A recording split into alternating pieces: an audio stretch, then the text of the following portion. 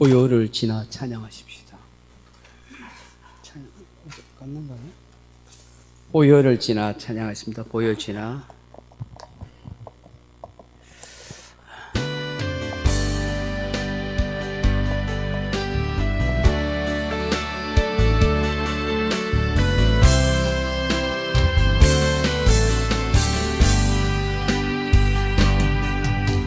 보혈을 지나 하나님 품으로, 보혈을 지나 아버지 품으로, 보혈을 지나 하나님 품으로 한 걸음씩 나가네. 보혈을 지나 하나님 품으로, 보혈을 지나 아버지 품으로, 보혈을 지나 하나님 품으로 한 걸음씩 나가네. 존귀한 주 보혈이 내 영을 새롭게 하시네. 존귀한 주 보혈이 내 영을 새롭게 하네. 보혈을 지나 다시 장.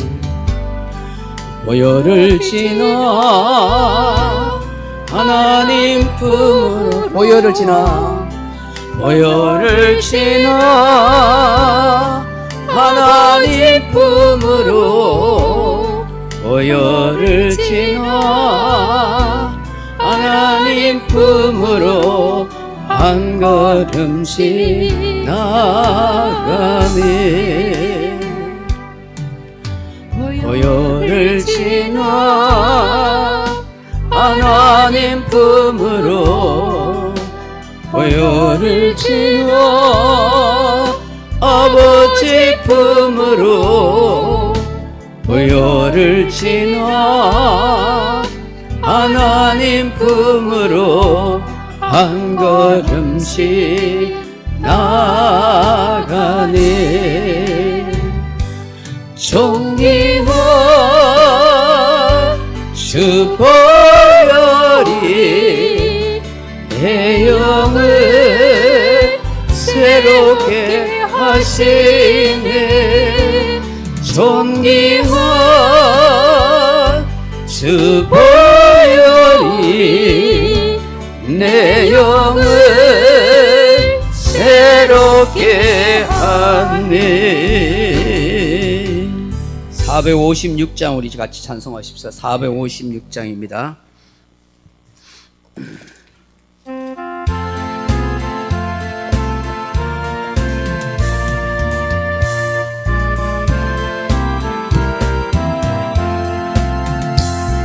갇힌 세상에서 실패하거든 그 손 못자국 만져라. 고된 일 하다가 힘을 얻으니 그 손 못자국 만져라. 그 손 못자국 만져라. 그 손 못자국 만져라. 주가 늘 지키며 인도하시네. 그 손 못자국 만져라. 내가 어둠 속을 걸어갈 때에 그 손 못자국 만져라. 주가 참 평안을 내게 주시리. 그 손 못자국 만져라. 그 손 못자국 만져라. 그 손 못자국 만져라. 주가 늘 지키며 인도하시네.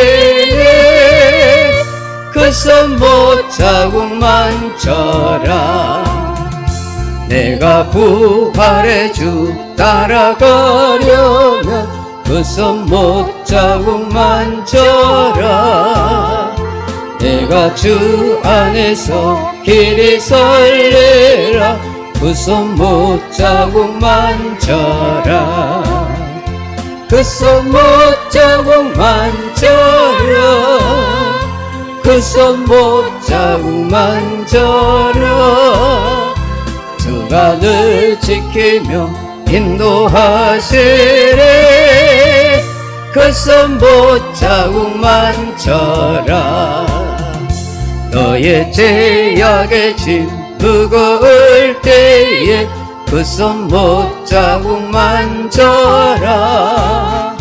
마음 문 열고서 주를 모셔라. 그 손 못자국 만져라. 그 손 못자국 만져라. 그 손 못자국 만져라. 주가 늘 지키며 인도하시네. 그 손 못자국 만져라. 우리 다같이 주님 가르친 기도로 오후 예배를 같이 드리도록 하십시다. 하늘에 계신 우리 아버지여, 이름이 거룩히 여김을 받으시오며 나라의 임하옵시며 뜻이 하늘에서 이룬 것 같이 땅에서 이루어지이다. 오늘 우리에게 일용할 양식을 주옵시고 우리가 우리에게 죄진 자를 사하여 준 것 같이 우리 죄를 사하여 주옵시고 우리를 스매들게 하지 마옵시고 다만 악에서 구하옵소서. 대개 나라와 권세와 영광이 아버지께 영원히 있사옵나이다. 아멘. 찬송가 413장 부르신 후에 우리 장명인 권사님을 대표해서 기도하겠습니다. 413장입니다.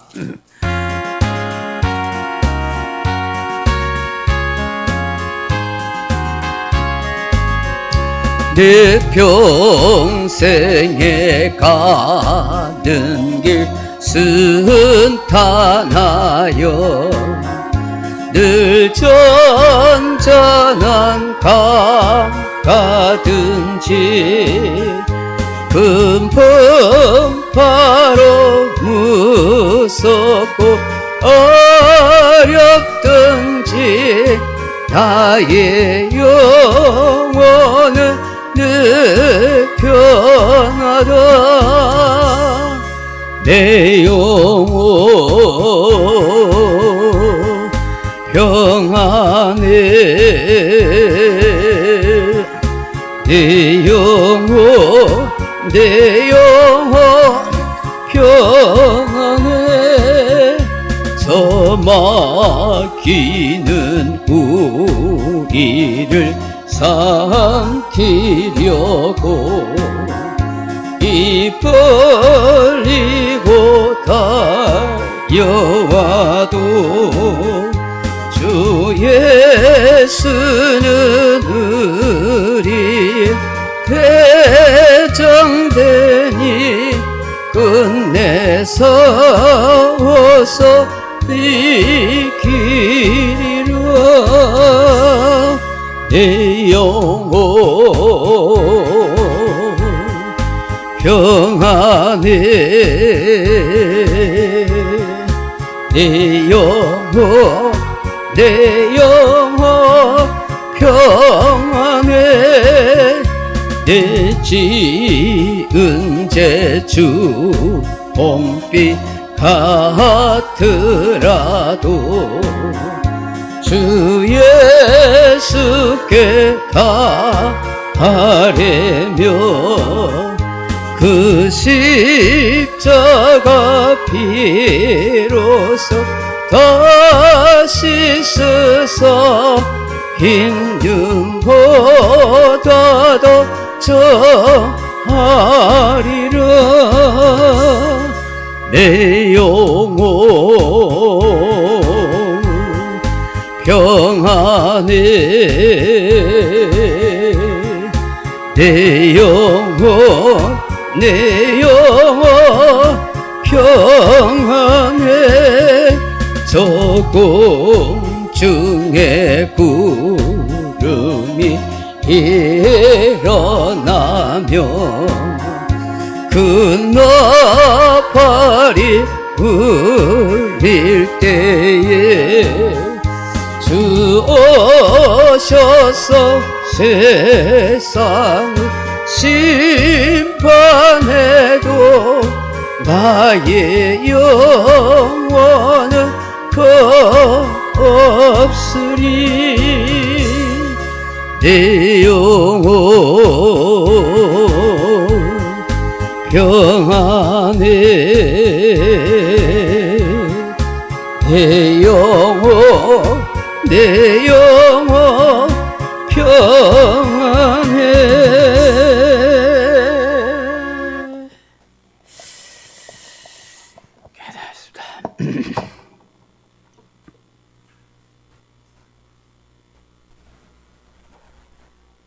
겠습니다.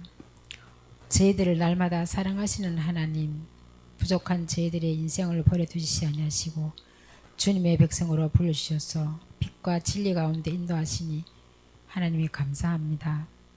오늘도 예배드리는 가운데 성령의 위로가 있게 하시고 목사님을 통하여 주의 말씀을 받을 때 위로부터 내리는 은혜가 충만히 받는 시간 되게 하여 주옵소서. 기간마다 세우신 주의 종들 기억하시고 저희들을 통해서 주의 교회가 반석 위에 든든히 세워지는 교회가 되기를 원합니다. 맡은 바들에게 구할 것은 충성이라 하셨으니 주님께서 주신 직분 잘 감당하게 주님 도와주옵소서. 가난히 굶주린 이웃들을 불쌍히 여기시고 주님의 따뜻한 손길이 있게 하옵소서. 말씀 전가하시는 목사님의 입술과 생각을 주장하시고 말씀을 통해서 저희들의 삶을 변화시켜 주시고 말씀으로 충만하게 하옵소서. 감사합니다. 예수 그리스도 이름으로 기도드립니다. 아멘.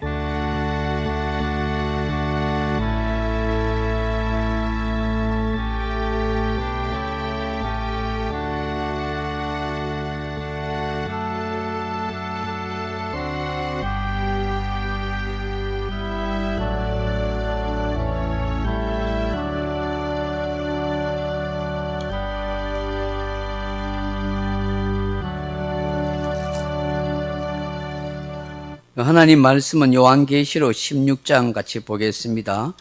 요한계시록 16장 1절 전장 21절까지 우리 한 목소리로 같이 한번 읽어보겠습니다. 요한계시록 16장 1절에서 16절 말씀까지 414페이지입니다. 신약성경 찾으셨으면 같이 한번 읽어보겠습니다. 또 내가 들으니 성전에서 큰 음성이 나서 일곱 천사에게 말하되 너희는 가서 하나님의 진노의 일곱 대접을 땅에 쏟으라 하더라. 첫째 전사가 가서 그 대접을 땅에 소돔에 짐승의 표를 받은 사람들과 그 우상에게 경배하는 자들에게 악하고 독한 종기가 나더라. 둘째 천사가 그 대접을 바다에 쏟음에 바다가 곧 죽은 자의 피같이 되니 바다 가운데 모든 생물이 죽더라. 셋째 천사가 그 대접을 강과 물 근원에 쏟음에 피가 되더라. 내가 들으니 물을 차지한 천사가 이르되 전에도 계셨고 지금도 계신 거룩하신 이여 이렇게 심판하시니 의로우시도다. 그들이 성도들과 선지자의 피를 흘렸으므로 그들에게 피를 마시게 하신 것이 합당하니이다 하더라. 또 내가 들으니 제단이 말하기를 그러하다. 주 하나님 곧 전능하신 이시여 심판하시는 것이 참되시고 의로우시도다 하더라. 넷째 천사가 그 대접을 해에 쏟음에 해가 권세를 받아 불로 사람들을 태우니 사람들이 크게 태움에 태워진지라. 이 재앙들을 행하는 권세를 가지신 하나님의 이름을 비방하며 또 회개하지 아니하고 주께 영광을 돌리지 아니하더라. 또 다섯째 천사가 그 대접을 짐승의 왕자에 쏟으니 그 나라가 곧 어두워지며 사람들이 아파서 자기 혀를 깨물고 아픈 것과 종기로 말미암아 하늘의 하나님을 비방하고 그들의 행위를 회개하지 아니하더라. 또 여섯째 천사가 그 대접을 큰 강 유르바드에 쏟음에 강물이 말라서 동방에서 오는 왕들의 길이 예비되었더라. 또 내가 보매 개구리 같은 새 더러운 영이 용의 입과 짐승의 입과 거짓 선지자의 입에서 나오니 그들은 귀신의 영이라 이적을 행하여 온 천하 왕들에게 가서 하나님 곧 전능하신 이의 큰 날에 있을 전쟁을 위하여 그들을 모으더라. 보라 내가 도둑같이 오리니 누구든지 깨어 자기 옷을 지켜 벌거벗고 다니지 아니하며 자기의 부끄러움을 보이지 아니하는 자는 복이 있도다. 새 영이 히브리어로 아마겟돈이라 하는 곳으로 왕들을 모으더라. 일곱째 천사가 그 대접을 공중에서 쏟으며 큰 음성이 성전에서 보좌로부터 나서 이르되 되었다 하시니 번개와 음성들과 우레 소리가 있고 또 큰 지진이 있어 얼마나 큰지 사람이 땅에 있어 온 이래로 이같이 큰 지진이 없었더라. 큰 성이 세 갈래로 갈라지고 만국의 성도들도 무너지니 큰 성 바벨론이 하나님 앞에 기억하신 바 되어 그의 맹렬한 진노의 포도주 잔을 받으며 각 섬도 없어지고 산악도 간데 없더라. 또 무게가 한 달란트나 되는 큰 우박이 하늘로부터 사람들에게 내리며 사람들이 그 우박의 재앙 때문에 하나님을 비방하니 그 재앙이 심히 크미러라. 아멘. 우리 무궁화순 나오셔서 특송하시겠습니다. 네, 무궁화순 같이 나오셔서 같이 특송하십시오. 네, 네, 두 분이든 세 분이든 같이 나오세요. 네, 네 차려 경례. 네. 455, 죄송합니다. 제가 잘못했네. 455장. 예.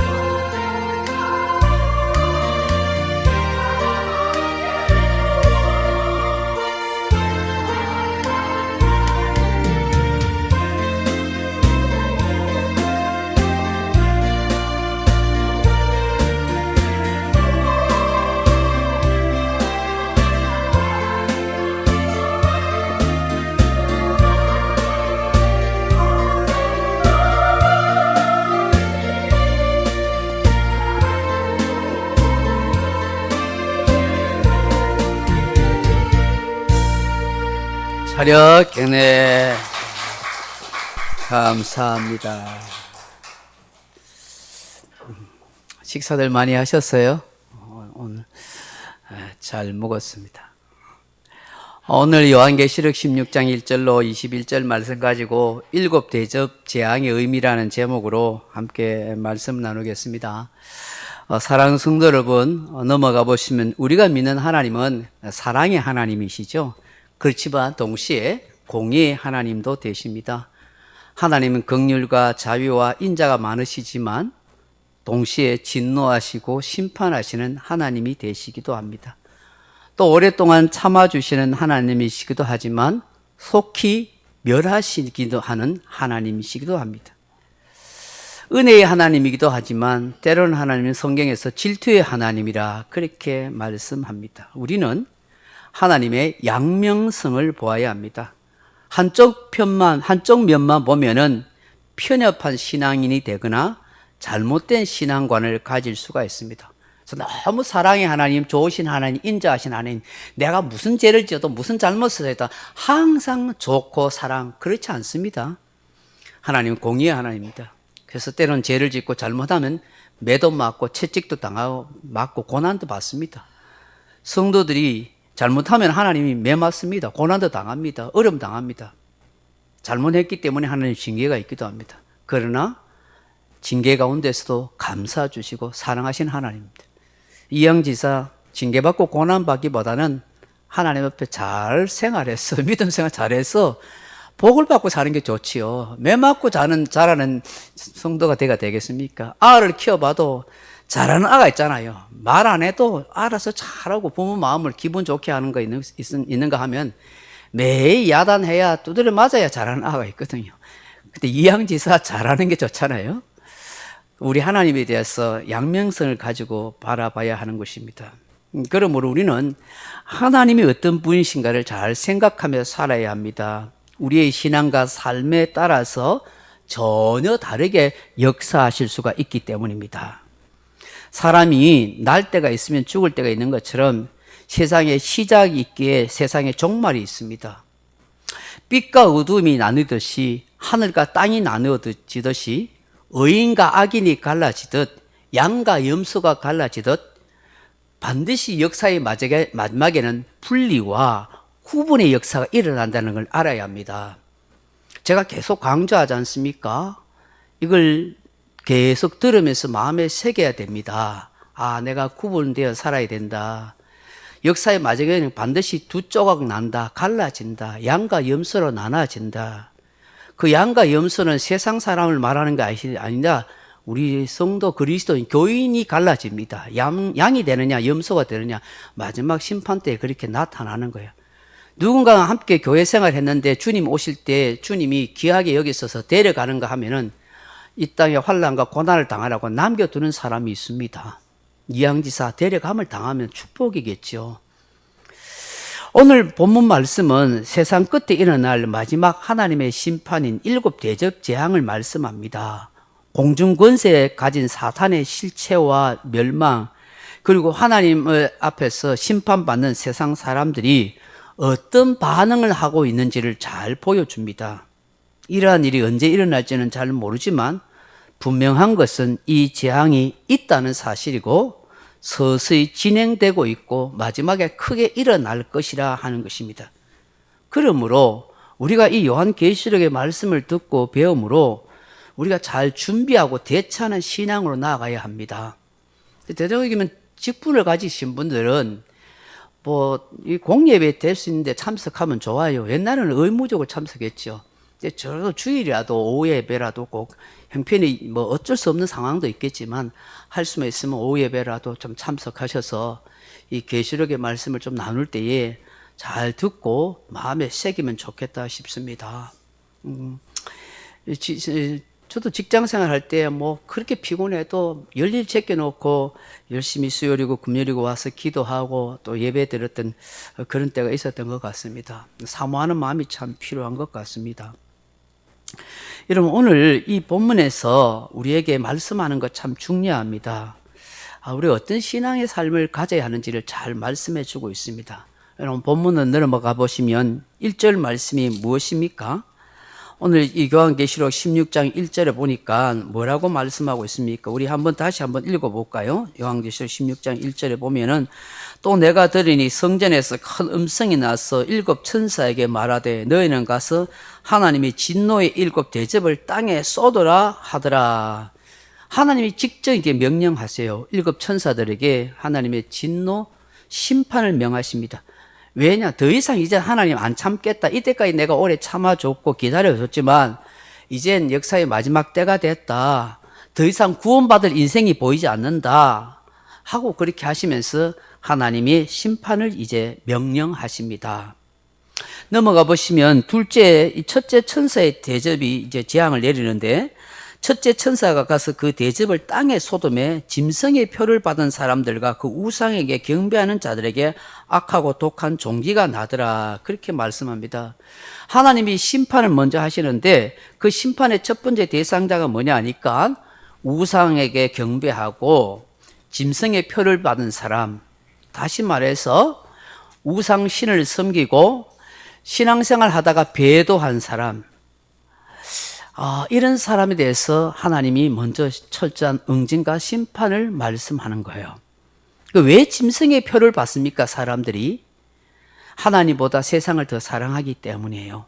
이 세상의 물질이나 권세나 향락이나 즐거움 때문에 하나님을 향한 신앙을 저버리고 예배드리지 아니하고 자꾸 내 소견대로 내 생각대로 세상을 향하여 나아갑니다. 세상의 온갖 우상과 잡신을 섬기고 그렇게 살아갈 때 하나님께서 먼저 이들에게 독한 종기의 재앙을 받게 하십니다. 여기 독한 종기라는 것은 아마 전염병이라든지 뭐 이런 형벌을 받게 하는 것 같습니다. 넘어가 보시면 3절에 보시면은 둘째 천사가 그 대접을 바다에 쏟음에 바다가 곧 죽은 자의 피같이 되니 바다 가운데 모든 생물이 죽더라라고 말씀합니다. 이 바다에 대해서 하나님께서 이제 심판하십니다. 바다가 죽은 자의 피같이 되었다. 그렇게 되면 어떻게 됩니까? 바다의 모든 생물이 다 죽습니다. 물고기일 뿐 아니라 거기에 있는 모든 그 종류의 해조류가 다 살 수 없는 상태가 됩니다. 이런 출애굽에 보면은 출애굽기 그 모세가 바로 왕 앞에 강팍하니까 나일강을 피로 물들잖아요. 그러니까 모든 물고기가 다 죽어가지고 그 물고기가 썩어서 악취가 나서 견딜 수 없는 상황이 옵니다. 마지막 때에 되면은 심각한 해양 오염이 발생합니다. 그럼 지금도 전 세계에 우리가 알 수 없는 엄청난 방사능 쓰레기가 바다에 버려지고 있고 원전 오염수가 바다로 다 내려가고 있습니다. 이런 물고기들 지금 살펴보면 미세 플라스틱이 전부 있습니다. 그거 사람들이 다 먹게 되는 것이죠. 이 바다의 재앙이 이미 시작되었다 해도 과언이 아닙니다.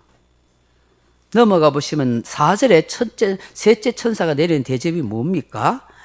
셋째 천사가 그 대접을 강과 물 근원에 쏟음에 피가 되더라. 내가 들으니 물을 차지한 천사가 이르되 전에도 계셨고 지금도 계신 거룩하신 이여 이렇게 심판하시니 의로우시도다 라고 말씀합니다.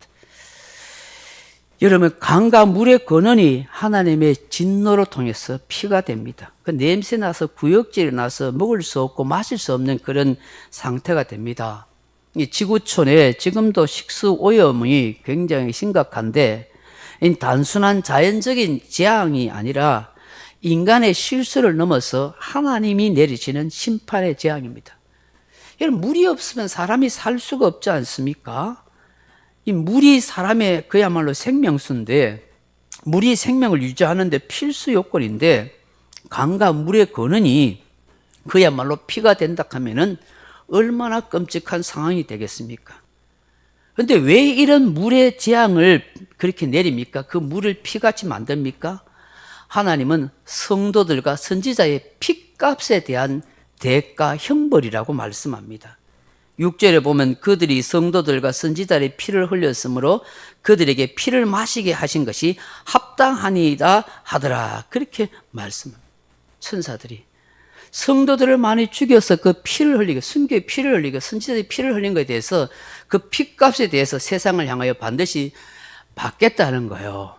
참 무서운 일이죠. 반대로 믿음을 지키고 신앙을 지켰던 순교했던 그 성도들에게는 한없는 위로의 역사인 것이죠. 그래서 하나님의 심판은, 의로운 심판은 공의롭다고 이 천사가 외치고 있는 것이에요. 5절 7절에 보면 그렇게 나와요. 넘어가 보시면 8절에 넷째 천사의 대접은 무엇인가? 넷째 천사가 그 대접을 해에 쏟음에 해가 권세를 받아 불로 사람들을 태우니 사람들이 크게 태워진지라 이 재앙들을 행하는 권세를 가지신 하나님의 이름을 비방하며 또 회개하지 아니하고 주께 영광을 돌리지 아니하더라. 그렇게 말씀합니다. 네 번째는 이제 하나님의 진노가 이 자연계, 태양에 쏟아지더라는 거예요. 그래서 이 태양빛이 막 너무 뜨거워져서 사람을 불로 태워버리는 거예요.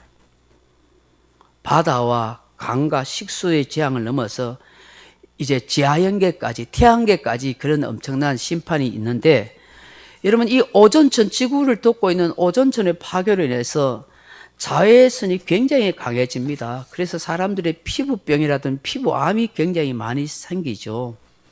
이러면 또 태양의 이사 형상으로 인해서 갈수록 여러분 이 지구촌이 뜨거워지지 않습니까? 올 여름에 우리가 얼마나 뜨거웠습니까? 앞으로 계속해서 살기가 어려워집니다. 그래서 우리나라 같은 경우는 이제 봄철과 가을철이 점점 없어지고 여름 아니면 겨울밖에 없는 그런 상황이 옵니다. 이 사도 베드로도 이 사실을 너무 잘 알기 때문에 여러분 이런 사실 앞에서 우리 어떻게 살아야 하는지를 사도 베드로가 베드로전서 3장 8절 이하에 말씀합니다. 넘어가 보실까요? 한번 쭉 읽어 보십시다. 시작. 사랑하는 자들아, 주께는 하루가 천년 같고 천년이 하루 같다는 이 한 가지를 잊지 말라. 주의 약속은 어떤 일들이 더디다고 생각하는 것 같이 더딘 것이 아니라 오직 주께서는 너희를 대하여 오래 참으사 아무도 멸망하지 아니하고 다 회개하기에 이르기를 원하시느니라. 그러나 주의 날이 도둑같이 오리니 그날에는 하늘이 큰 소리로 떠나가고 물질이 뜨거운 불에 풀어지고 땅과 그 중에 있는 모든 일이 드러나리로다. 이 모든 것이 이렇게 풀어지려니 너희가 어떠한 사람이 되어야 마땅하냐? 거룩한 행실과 경건함으로 하나님의 날이 임하기를 바라보고 간절히 사모하라. 그날에 하늘이 불에 타서 풀어지고 물질이 뜨거운 불에 녹아지려니와 우리는 그의 약속대로 의가 있는 곳인 새하늘과 새 땅을 바라보도다. 그러므로 사랑하는 자들아, 너희가 이것을 바라보나니 주 앞에서 점도 없고 흠도 없이 평강 가운데서 나타나기를 힘쓰라. 아멘. 여러분 이 베드로전서 3장 8절과 14절을 여러분 제가 설교를 준비하면서 이 말씀을 계속 있는데 굉장히 두려운 마음이 들더라고요. 그러면서 마음을 좀 새롭게 해야겠다는 생각도 들었어요. 분명히 말씀 속에서 보면 이 지구촌이 불로 태워진다고 베드로 사도로 말씀하잖아요.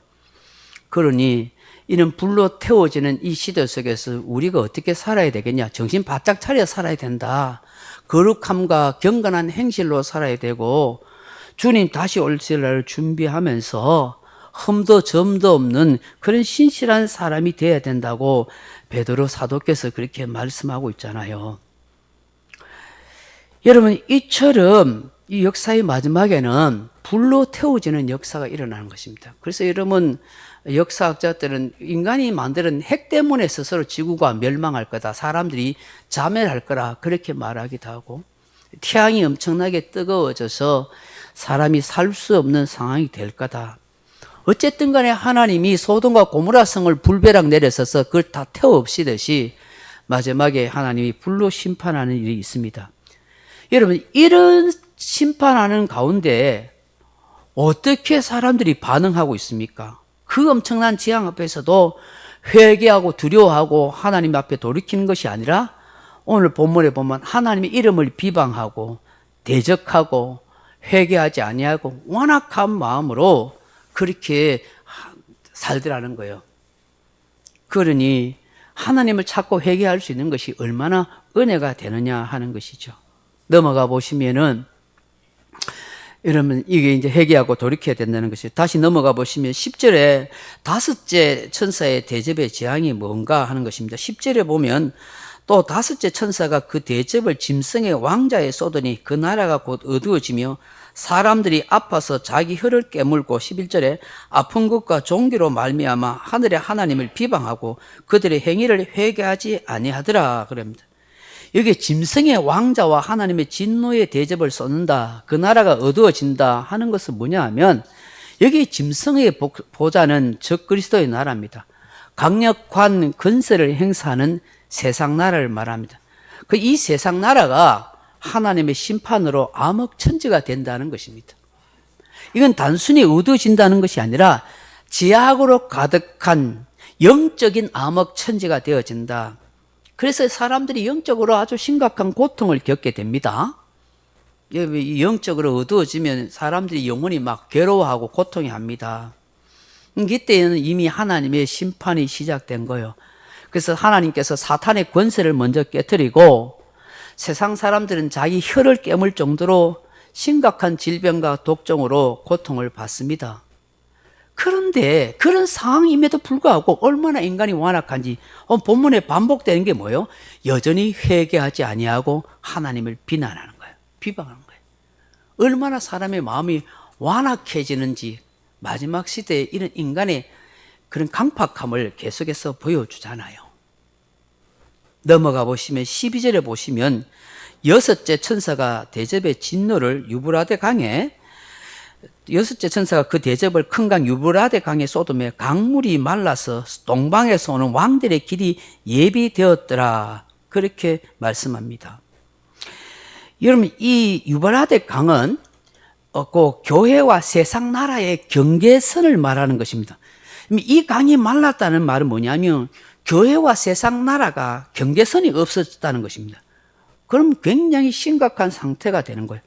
유브라데 강 저편에는 아수르와 바벨론 제국이 있는데 그걸 말름으로 인해서 이스라엘을 쉽게 침공하듯이 사단의 사주를 받은 적그리스도, 세상의 타락한 정치 권력 세상 나라가 기독교와 교회를 쉽게 공격할 수 있는 장애물이 치워졌다 하는 것입니다. 여러분, 이게 잘 들어야 됩니다. 이전에는 정치 권력과 종교 권력이 충돌되지 않았습니다.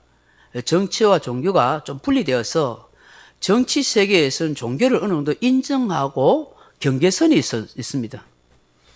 근데 앞으로는 어떻게 되냐면 이제 이 타락한 정치 권력들이 종교를 탄압하게 되어 있습니다. 교회를 핍박하고 교회에 대해서 굉장히 박해를 강하는 그런 시대가 됩니다. 그러면 이게 길이 유브라데 강이 말랐다는 건 뭐냐 하면 세상에 이상한 법이나 제도나 언론이나 모든 권력을 가지고 교회를 박해하고 핍박하는 시대가 온다는 거예요. 지금도 그렇게 되고 있죠. 앞으로 계속해서 그렇게 되어 갈 것입니다. 그래서 이미 영적 전쟁이 시작되었다는 것을 선포하고 있습니다. 그 앞으로 아주 회오리 바람이 몰아치듯이 엄청난 영적 전쟁이 교회와 세상 나라에 휘몰아칠 것이다.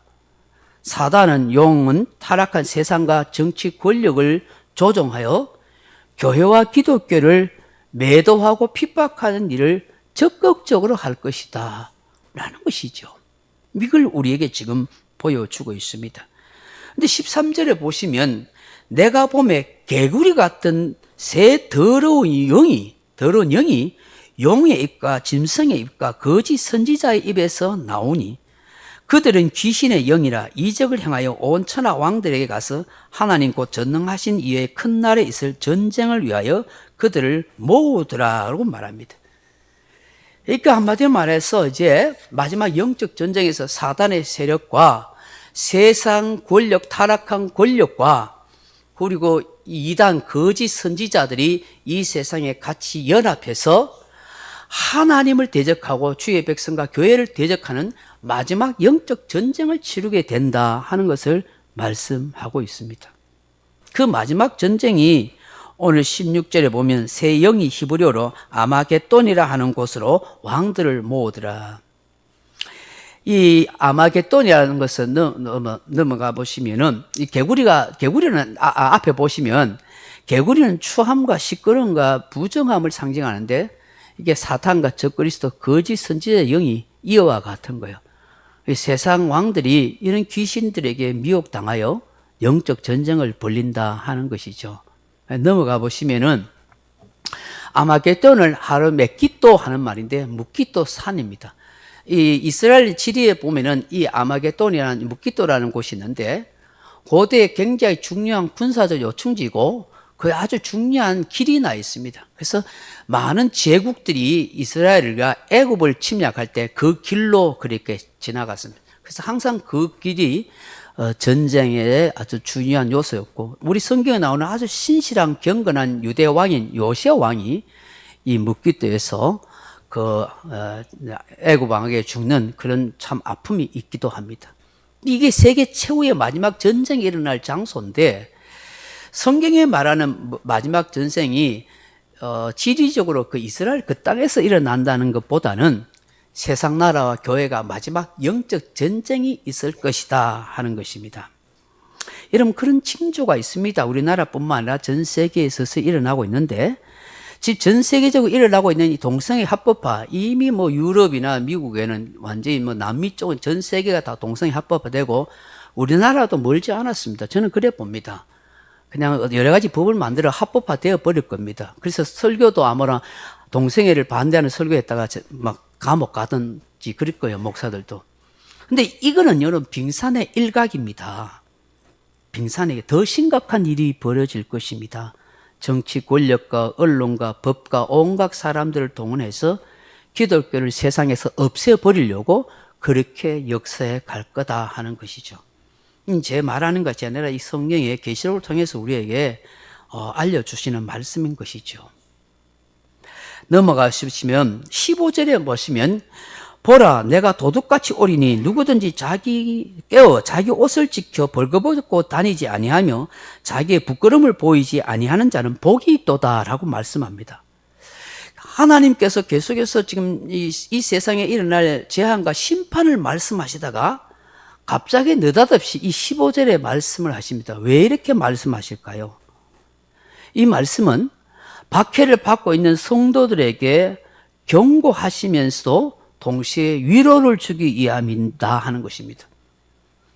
이 세상 나라가 지금 굉장히 영적인 전쟁을 당하고 엄청난 성도들이 박해와 고난과 기독교가 어려움에 처할 때에 그럼에도 불구하고 믿음으로 이겨가라고 주님이 위로하시는 거예요.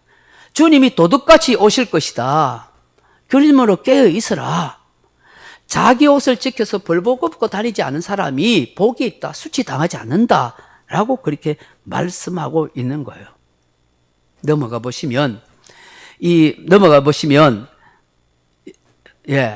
우리가 지켜야 할, 말세 때 우리가 지켜야 할 옷이 뭐냐, 옷이 뭐냐. 이 옷은 그리스도의 속죄의 피로 사죄받은 새로워진 신앙 인격의 옷이죠. 세상과 사탄은 이 옷을 벗기려고 해요. 벌거벗고 다니는 걸 하도록 만들어요. 그러면 이 옷이 뭐냐면 예수의 피로 입은 이 옷인데 신앙의 순결이에요. 신앙의 순결.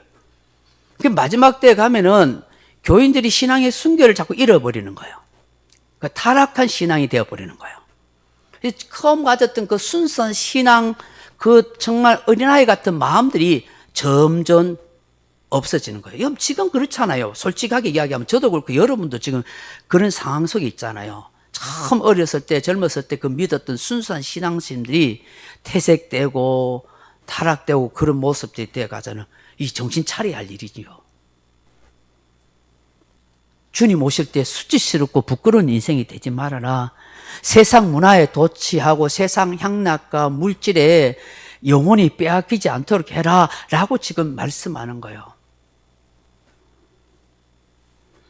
여러분 넘어가 보시면 주님께서 라우디가 교회에 주신 말씀을 잘 기억해 보세요. 같이 한번 읽어볼까요? 시작. 내가 말하기를 나는 부자라 부유하고 부족한 것이 없다 하나 내 공고한 것과 가련한 것과 가난한 것과 눈먼 것과 벌거벗은 것을 알지 못하는 도다. 아멘. 주님이 라우디가 교회를 이렇게 진단을 하신 거예요. 이 라우디가 교회가 굉장히 부유한 교회예요. 왜냐하면 그게 굉장히 그 상업이 발달하고 무역이 발달한 도시고 그게 굉장히 뭐 여러 가지 자연 뭐 건강이라든지 뭐 이런 것들이 많아요. 굉장히 그거 뭐 아주 세계적으로 유명한 안과 병원도 있고 굉장한 도시예요. 여러분 화려한 도시에 있는 그 교회가 얼마나 부자하겠어요. 왜? 성도들이 부자 교인들이 많이 와서 헌금을 많이 하니까 그 교인들이 전부 부자라. 그래서 그 교회는 아쉬움이 없어. 부자야, 부유하고 부족한 거 없어. 교인들은 그렇게 진단했어.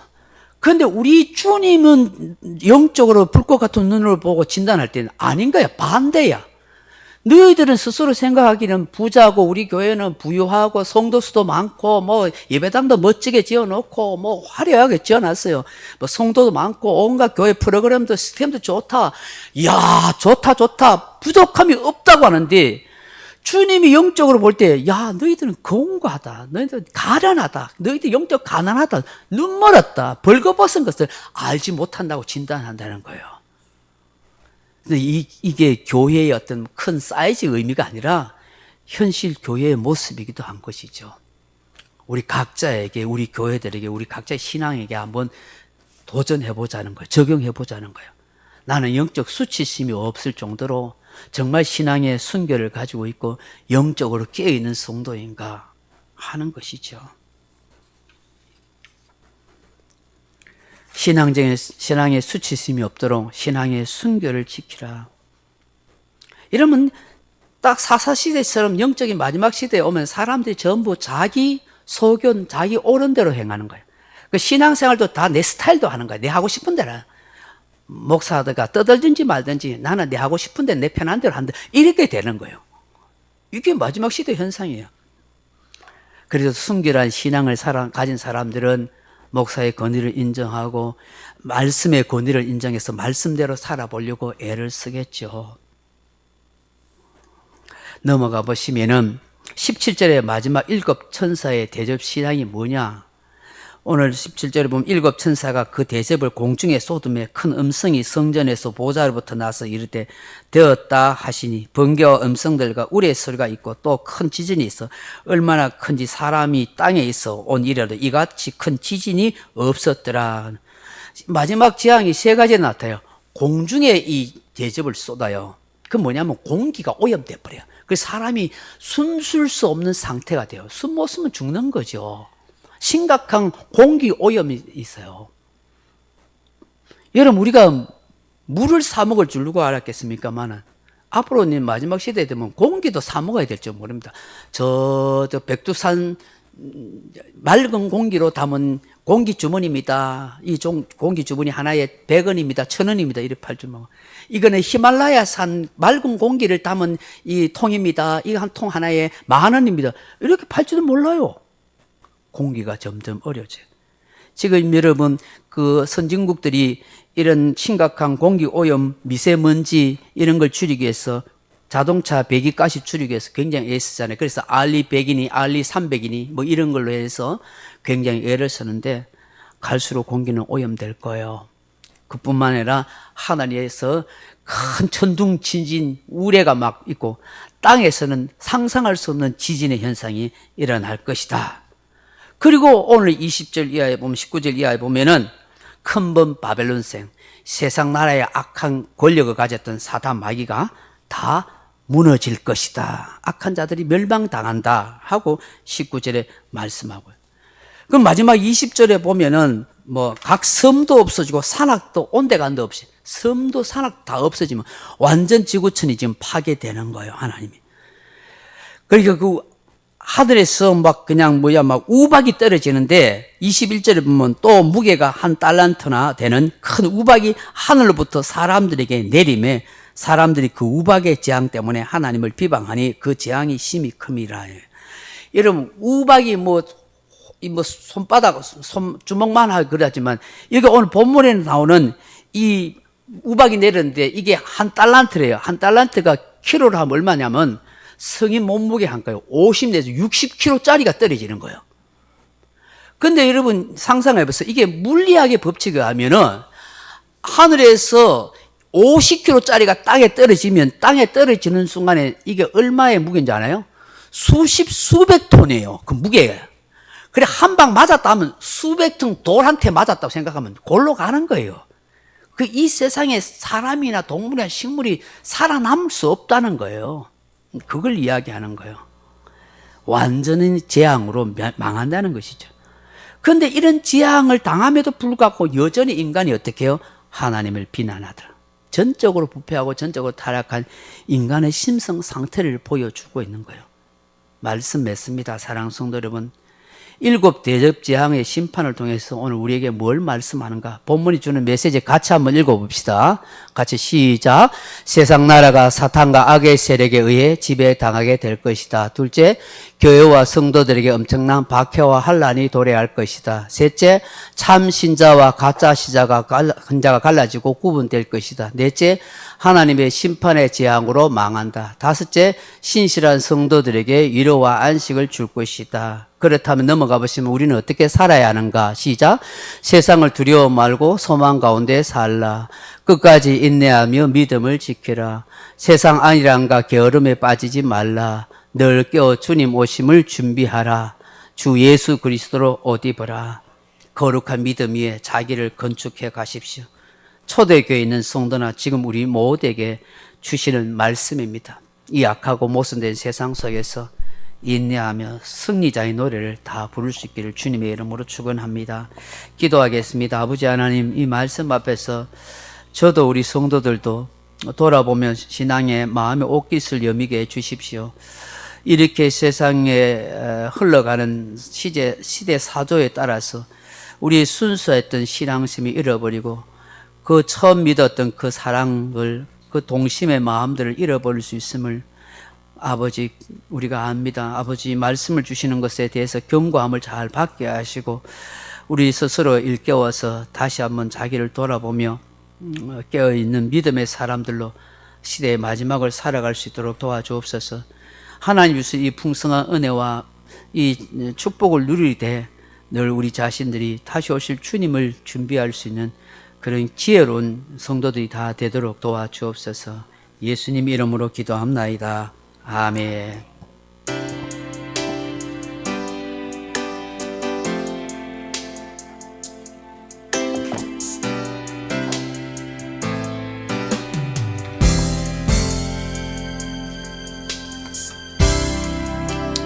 다시 오실 때까지 나는 이 길을 가리라.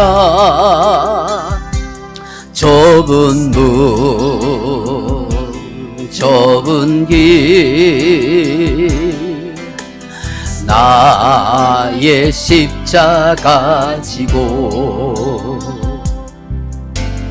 나의 가는 이 길 끝에서 나는 주님을 보리라. 영광의 내 주님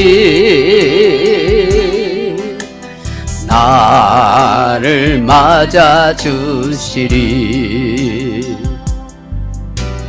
주님 다시 오실 때까지 나는 일어나 달려가리라.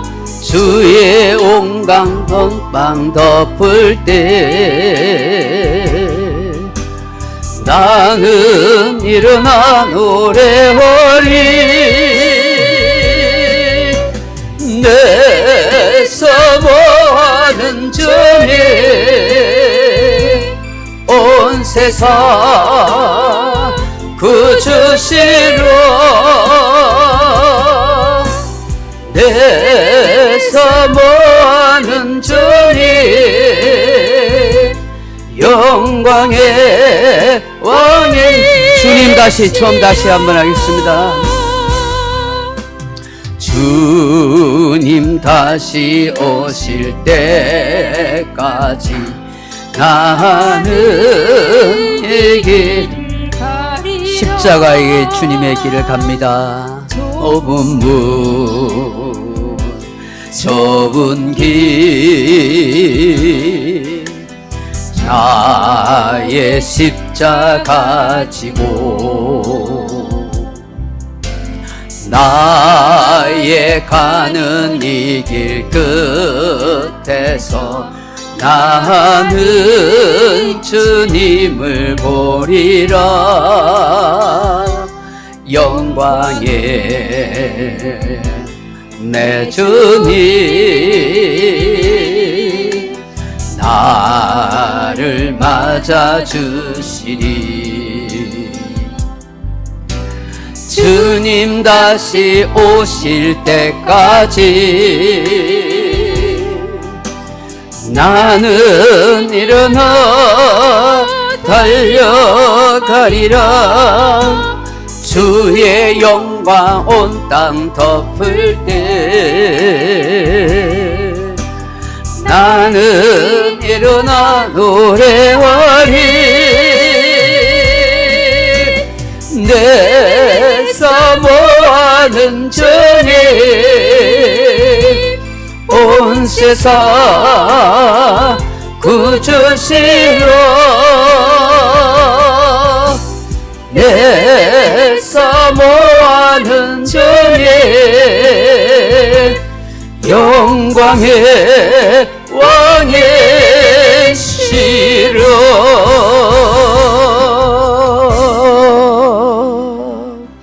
지금은 다시 오실 예수 그리스도의 은혜와 세상을 심판하실 하나님 아버지의 극진하신 사랑하심과 성령님의 감동, 위로, 교통, 충만한 은사가 주님 다시 오실 날을 바라보고 소망하며 살아가는 성도들에게 이 마지막 7 대장의